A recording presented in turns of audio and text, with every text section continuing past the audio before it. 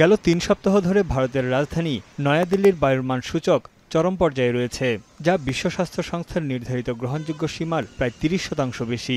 বর্তমানে বিশ্বের সবচেয়ে দূষিত শহরের তালিকায় শীর্ষে নয়াদিল্লি। একিউআইয়ের তথ্য অনুযায়ী সোমবার সকালে শহরটির বায়ুর মান ছিল ৩৩০, যা বিপজ্জনক পর্যায়ে আছে।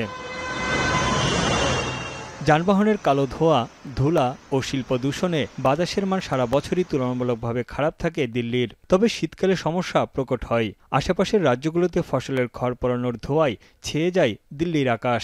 বাতাসের গতি কম থাকায় কুয়াশার মধ্যে আটকে থাকে দূষিত এই বাতাস। এমন অবস্থায় রোববার দিল্লির ইন্ডিয়া গেটে জড়ো হয় ৪ শতাধিক ছাত্র, সাংবাদিক, পরিবেশ কর্মীসহ নানা শ্রেণী পেশার মানুষ। মুখে গ্যাস মাস্ক লাগিয়ে বিভিন্ন ব্যানার ও প্লেকার্ড নিয়ে রাস্তায় নামে তারা। তাদের ব্যানারে লেখা ছিল, দিল্লির জীবন, জন্ম নিন, শ্বাস নিন, মরুন। সরকারকে দূষণ নিয়ন্ত্রণে পদক্ষেপ নেওয়ার দাবি জানায় বিক্ষোভকারীরা। प्रदूषण के खिलाफ प्रोटेस्ट करने के लिए डिटेन करके लेके जा रही है। এই সময় প্রায় শতাধিক আন্দোলনকারীকে আটক করে পুলিশ। পুলিশের দাবি, ইন্ডিয়া গেট প্রতিবাদের জায়গা নয়, এটি একটি উচ্চ নিরাপত্তা এলাকা। তাছাড়া এ ধরনের সমাবেশের জন্য বিক্ষোভকারীরা আগে অনুমতিও নেয়নি, যদিও পরে আটক বিক্ষোভকারীদের ছেড়ে দেওয়া হয়। বায়ু দূষণের কারণে তীব্র কাশি, চোখে জ্বালাপোড়া ও শ্বাসকষ্টজনিত রোগে ভুগছে দিল্লির বেশিরভাগ বাসিন্দা। প্রতিদিনই বাড়ছে হাসপাতালে রোগীর সংখ্যা।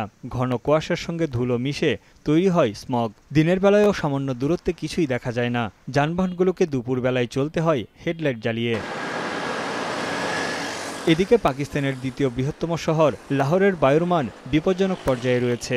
এটি বিশ্বের দ্বিতীয় দূষিত শহর। এতে গুরুতর স্বাস্থ্যগত সমস্যায় ভুগছে শহরের কয়েক লাখ বাসিন্দা। তাদের অভিযোগ, যানবাহনের দূষিত কালো ধোঁয়ায় বাতাসে দূষণের মাত্রা বাড়ছে। हमारे पास इतनी सैलरियां नहीं है, हम कहां से सही करवाएं, लेकिन धुआं छोड़ने की वजह से आलूदगी और बढ़ रही है। ਉਹਦਾ ਇੰਤਜ਼ਾਮ ਪੁਲਿਸ ਵਾਲਿਆਂ ਦਾ ਕੰਮ ਹੈ ਕਰਨਾ, ਲੇਕਿਨ ਸਾਡੀ ਅੱਜਕੱਲ ਜਿਹੜੀ ਪੁਲਿਸ ਹੈ ਉਹ ਕਿਸੇ ਪਾਸੇ ਨਹੀਂ।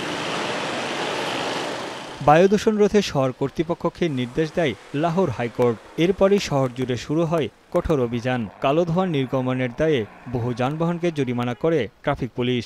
এছাড়া পানি ছিটানো সহ অ্যান্টি স্মগ পদ্ধতিও চালু করা হয়েছে, যদিও এসব পদক্ষেপ কেবল সাময়িক স্বস্তি দিচ্ছে। তানভীর জনি, এখন বিশ্ব।